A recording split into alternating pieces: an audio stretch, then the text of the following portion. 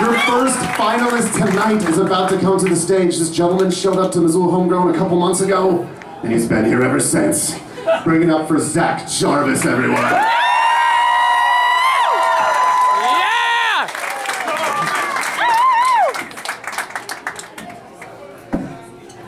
How's it going? That's the easiest way to get the crowd to respond.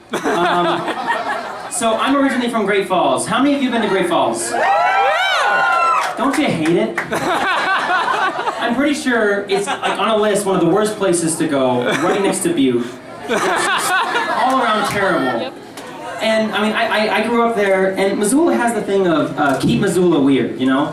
But Missoula has the type of weird where it's like, oh, let's go smoke a joint down by the river. Like, that's not really weird. Great Falls is the type of weird that you lock your doors for. Like, the type of weird that will come in and kill you at night. Like, for instance, I was there about a few weeks ago, and I was behind this person in traffic that was driving 20 miles under the speed limit, and I hate those people. Like, I hate them like no other. And I'm just sitting there, white-knuckled, yelling at him, and he gets in the left lane, so I just try to speed past him to the light. It turns red, and I'm sitting there with him right next to me. And the thing about when I'm an asshole in traffic is I like to imagine that the other person isn't there anymore.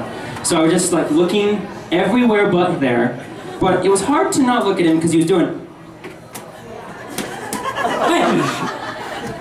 He was giving me meth signals for, hey, roll down your window. So I roll my window down for the meth dealer, and he was so old and decrepit looking. Like he had like creases in his face that were deep as the Grand Canyon, with like Cracker Jack looking teeth, like brown, and his eyes were so intense. Like I don't think he blinked the entire time he talked. And he's like, hey, what? You want to beat me to the light? And I was like, I don't know. I was just, I'm an asshole, I'm sorry. And he went, yeah, well up your ass! And he ripped through the red light to the crap den that he came from. Now, a normal person would go, wow, that was weird. Like, I'm scared. But in Great Falls, it's like, oh, back home. Like, it was just normal for me. It's good to be home, it's good. But 4 years ago, I moved here, and in that time, I've gotten control of my body. I get to choose what I eat, and all that stuff, and in that time, I've swiftly run my body into the ground. Like, this is not a good representation of the way I live my life. Like, my colon is a disaster zone. Like, going to the bathroom for me is like Russian roulette. It can be nice and normal, like most of you have, or it can be like Pompeii down there. Fire and brimstone, people running and screaming, me crying. It's terrible. And you know you hit a new low when you poop and you have to walk like this after, and you can't sit down. And you also you've also hit another low when you fart and you don't realize you farted. And those farts, they just slither out of your ass like a dead thing. Like an organ's dying and it's just trying to get its last breath. And when you smell that, you go, oh, I should change my life. And when you have these problems, you go to the doctor. And I went to the doctor for it. And the thing about going to the doctor with anything in this general region is that they're going to put 2 fingers inside of your asshole. It's going to happen. I don't know why it's 2 fingers. I don't know if they get a better feel with 2 fingers or it's just fun for them. Like, here comes the train! I have no idea. But I'm at the doctor, and I felt weird because it was a girl doctor. And in my head, if it was a guy doctor, I'd been proud of it. Like, yeah! And we would have like high-fived afterwards, like, that's a nice asshole you got there. But it was a girl, so I was like, I haven't cleaned the place in a while.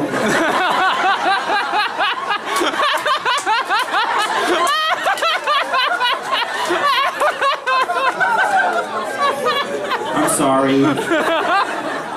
And I felt bad because doctors, they go to school for years and years, and they think they're going to be saving people's lives, and they're going to be so important, but instead they put 2 fingers inside the anus of a college student who goes to Taco Bell like way too often.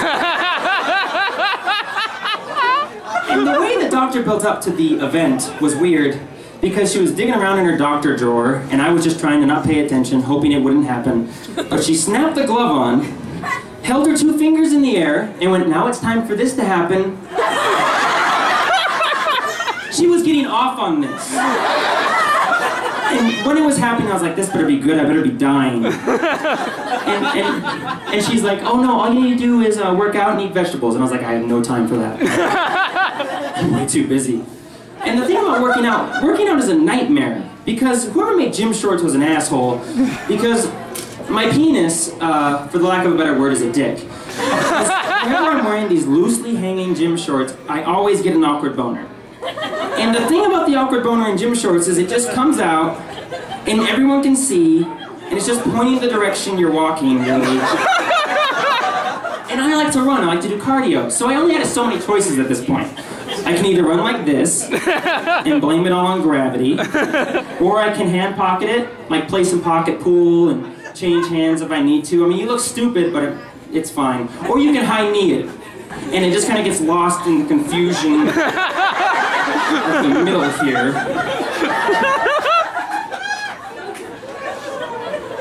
But penises are weird looking. Like, I was looking at mine the other day. I don't do this often.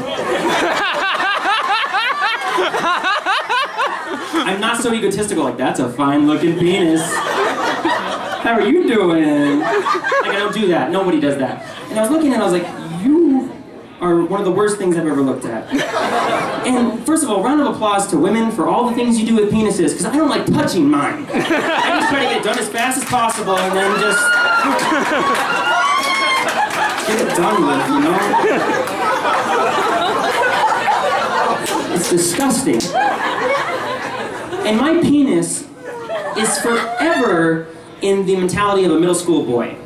Because middle school boys are the most disgusting, vile creatures you'll meet in your entire life. And I feel pity for my parents for having to deal with me in that stage. Because we just have boners all the time, and we just talk about weird shit. And, I mean, my penis is, like, when I was a middle school boy, I was an idiot. Like, I made up a girlfriend, her name was April, and she lived in Havre. Of course she's gonna live in Havre, she doesn't fucking exist.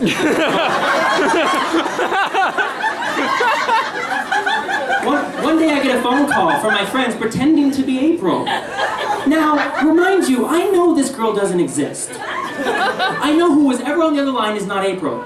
But I played along with it. I was like, hey honey, how are you doing? Because I thought I was such a good liar, I popped this girl into existence. I was an idiot, just like my penis is. My penis is the stupidest part of my body.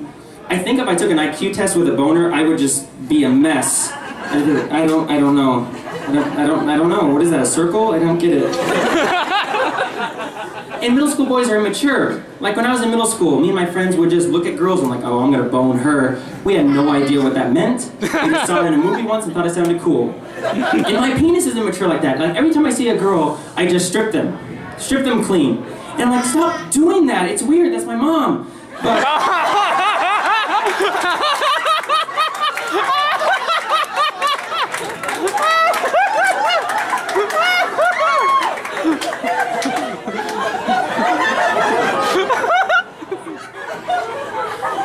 that's a weird joke to say in front of your mom.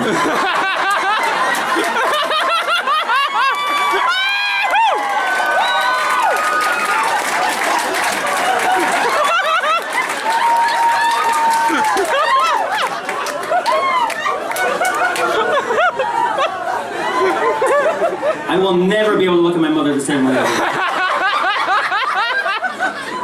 And she'll be going, hi.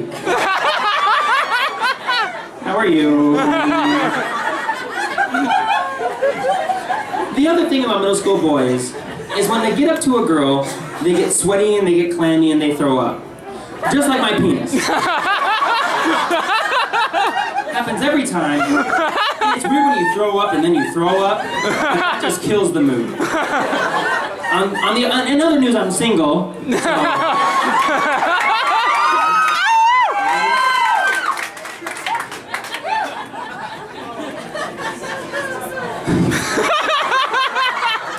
I still can't get over I'm talking about my penis in front of my mom and my grandmother. I told them, please don't judge me. I'm actually a nice guy. I just am fixated on this area of my body.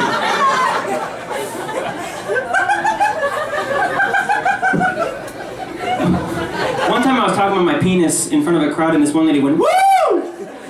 And I was like, no one's ever been that excited about a penis.